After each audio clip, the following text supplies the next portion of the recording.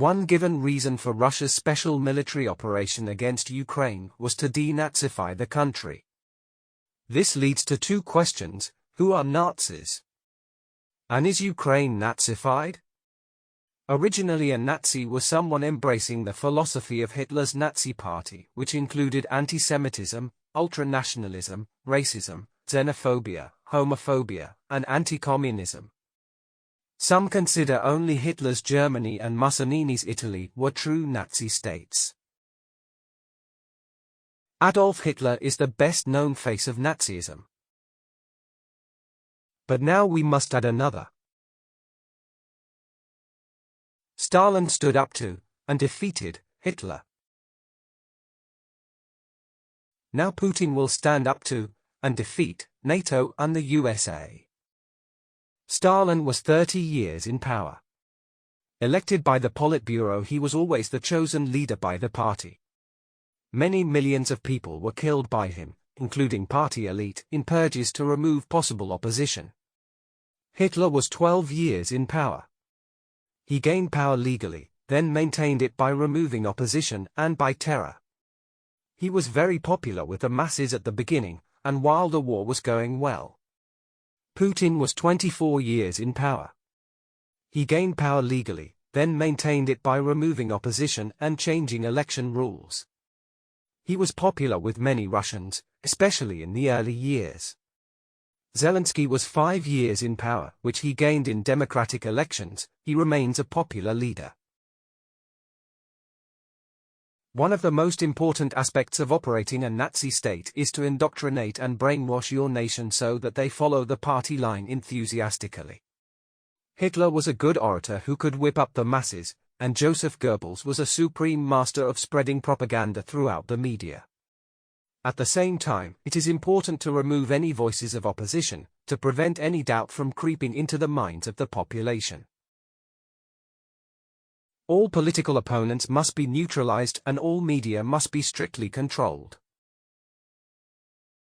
The Ministry of Propaganda, under Joseph Goebbels, censored all forms of mass communication, including newspapers, music, literature, radio, and film. And they produced their own media to spread their ideology. In Ukraine, media are not controlled and people are free to voice their disagreement with the government. Brainwashing is not being used to whip up the nation into a frenzy. Any nationalist unity in Ukraine has not been created by Ukrainian propaganda, but by the Russian invasion.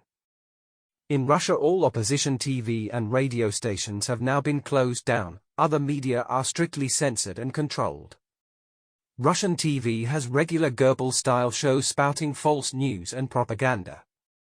Russians now have to listen to Margarita Simonian, head of the Russian state TV network RT, who once said she was overwhelmed with joy when Putin attacked Ukraine. Solovyov, Kremlin propagandist, states Russia will not stop at Ukraine's border. Russian propaganda is fast to respond to events. Due to their lack of commitment to objective reality, propagandists do not need to wait to check facts or verify claims. They just disseminate an interpretation of developing events that appear to favor their themes and objectives.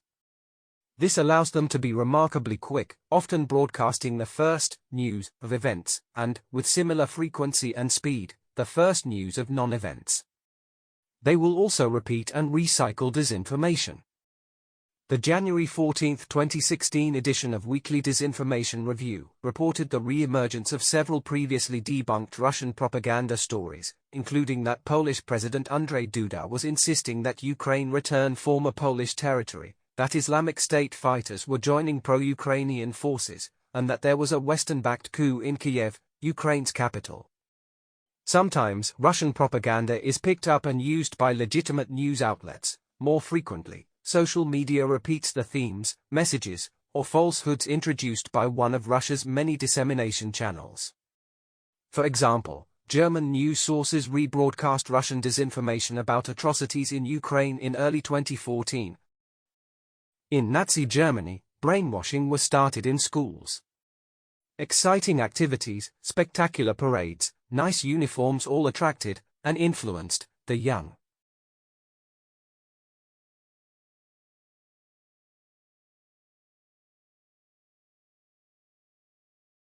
Wartime Russia is drowning in fascist symbols. Russians are urged to join the cause by hordes of online trolls. Child soldiers proudly parade across Red Square. This is Russia in the 2020s, a land of nationalist untruth, where play acting, pretense and broken promises are a way of life. An apocalyptic mindset is seizing the Russians of tomorrow. Putin is creating a Nazi state in Russia and is trying to hide the fact by accusing Ukraine of being Nazi. Russians have very bad memories of the Nazi invasion in 1941. This is a weak spot Putin is trying to exploit. The Russian fear of Nazis has blinded them.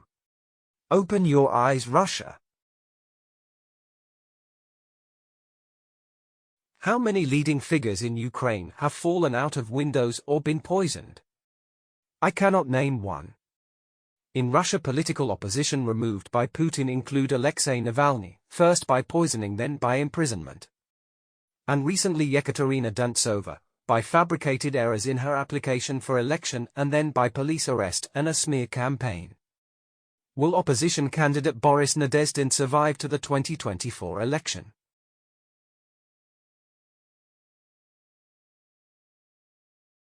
Russians, fight the Nazi cancer in your society. Open your eyes before it is too late.